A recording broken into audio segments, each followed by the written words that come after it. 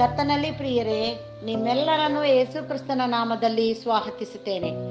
ಈ ದಿನದ ವಾಕ್ಯವು ಯೆರೆಮೀಯನ ಗ್ರಂಥ 29ನೇ ಅಧ್ಯಾಯ 11ನೆಯ ವಚನ. ನಾನು ನಿಮ್ಮ ವಿಷಯದಲ್ಲಿ ಮಾಡಿಕೊಳ್ಳುತ್ತಿರುವ ಆಲೋಚನೆಗಳನ್ನು ನಾನೇ ಬಲ್ಲನು.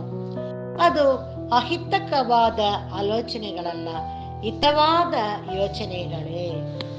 ಕರ್ತನಲ್ಲಿ ಪ್ರಿಯರೇ, ಈ ದಿನದ ವಾಕ್ಯಕ್ಕಾಗಿ ಸ್ತೋತ್ರ ಮಾಡೋಣ. ಪ್ರಿಯರೇ, ನಮ್ಮ ವಿಷಯದಲ್ಲಿ ಕರ್ತನು ಮಾಡಿಕೊಳ್ಳುತ್ತಿರುವ ಆಲೋಚನೆಗಳನ್ನು ಆತನೇ ಬಲ್ಲನು ಎಂದು ಹೇಳಿದ್ದಾನೆ. ಅದು ಅಹಿತವಾದ ಯೋಚನೆಗಳಲ್ಲ ಪ್ರಿಯರೇ, ಅದು ಹಿತವಾದ ಯೋಚನೆಗಳು. ನಮ್ಮನ್ನು ನಮ್ಮ ತಾಯಿ ಗರ್ಭದಲ್ಲಿಯೇ ಆರಿಸಿ ನಮ್ಮನ್ನು ತಿಳಿದುಕೊಂಡು ಆತನು ನಮ್ಮನ್ನು ಕುರಿತು ಮಾಡಿದ ಆಲೋಚನೆಗಳನ್ನು ನೆರವೇರುವುದಕ್ಕಾಗಿ ಆತನು ನಮ್ಮನ್ನು ನಡೆಸುತ್ತಾನೆ. ಆತನು ನಮ್ಮನ್ನು ಕಾಯ್ದು ನಡೆಸುತ್ತಾನೆ.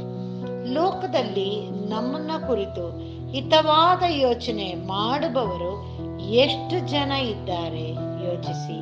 ಪ್ರಿಯರೇ, ಯಾರೇ ಇದ್ದರೂ ಕೂಡ ಅವರು ಸಂಪೂರ್ಣವಾಗಿ ನಮ್ಮನ್ನು ಪ್ರೀತಿಸಿ ಒಳ್ಳೆಯ ಆಲೋಚನೆ ಮಾಡುವುದು ಅಷ್ಟು ಸುಲಭವಲ್ಲ.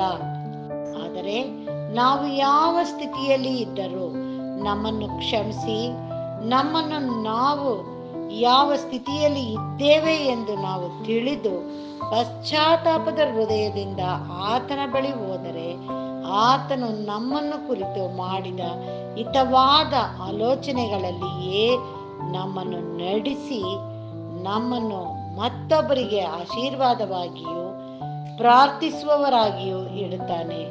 ಹೌದು ಪ್ರಿಯರೇ, ನಾವು ಈ ದಿನದ ವಾಕ್ಯವನ್ನು ಧ್ಯಾನಿಸುತ್ತಾ ಆತನಿಗೆ ನಮ್ಮನ್ನ ಒಪ್ಪಿಸಿ ಪ್ರಾರ್ಥಿಸೋಣ. ನಮ್ಮನ್ನು ಬಹಳವಾಗಿ ಪ್ರೀತಿಸುವಂತ ನಮ್ಮ ತಂದೆಯಾದ ದೇವರೇ, ರಕ್ಷಕ, ಈ ಬೆಳಗಿನ ಸಮಯಕ್ಕಾಗಿ ನಿನಗೆ ಸ್ತೋತ್ರ ಸ್ವಾಮಿ.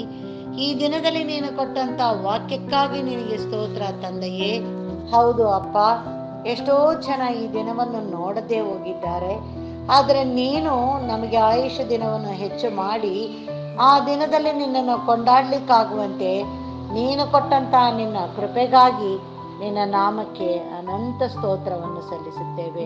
ಹೌದು ಅಪ್ಪ, ಈ ದಿನದಲ್ಲಿ ನೀನು ನಮಗೆ ಕೊಟ್ಟಂತ ವಾಕ್ಯವು ನಮ್ಮ ವಿಷಯದಲ್ಲಿ ನೀನು ಮಾಡಿದಂತ ಆಲೋಚನೆಗಳು ಹಿತಕರವಾದ ಯೋಚನೆಗಳು ಸ್ವಾಮಿ. ಹೌದು, ನಾವು ಈ ಲೋಕದಲ್ಲಿ ಮತ್ತೊಬ್ಬರಿಗೆ ಆಶೀರ್ವಾದವಾಗಿ ಇರ್ಲಿಕ್ಕಾಗುವಂತೆ ನೀನು ನಮ್ಮ ಮೇಲೆ ಮಾಡಿರುವಂತ ಯೋಚನೆಗಳನ್ನು ನಾವು ತಿಳಿದು ನಡೀಲಿಕ್ಕಾಗುವಂತೆ ನಮ್ಮನ್ನು ಆಶೀರ್ವದಿಸು.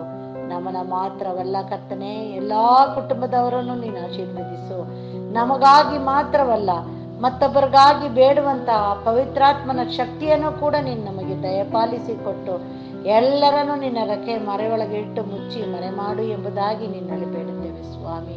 ಅಪ್ಪ, ನಮ್ಮನ್ನು ತೊಳೆದು ಶುದ್ಧೀಕರಿಸಿ ನಿನ್ನ ನಡೆಸುವಿಕೆಗಾಗಿ ಕಾಯುತ್ತಿರುವಂತ ನಮ್ಮನ್ನ ನೀನು ಆಶೀರ್ವದಿಸಿ ನಿನ್ನ ಕೃಪೆ, ಕನಿಕರ, ಪ್ರೀತಿ, ದಯೆಯಿಂದ ನಮ್ಮೆಲ್ಲರನ್ನು ನಡೆಸಬೇಕೆಂಬುದಾಗಿ ನಮ್ಮ ರಕ್ಷಕನು ಒಡೆಯನೂ ಆಗಿರುವಂತ ಯೇಸು ಕ್ರಿಸ್ತನ ಮುಖಾಂತರದಲ್ಲಿ ಬೇಡಿದ್ದನ್ನು ಹೊಂದಿದ್ದೇವೆ ತಂದೆಯೇ, ಆಮೇನ್.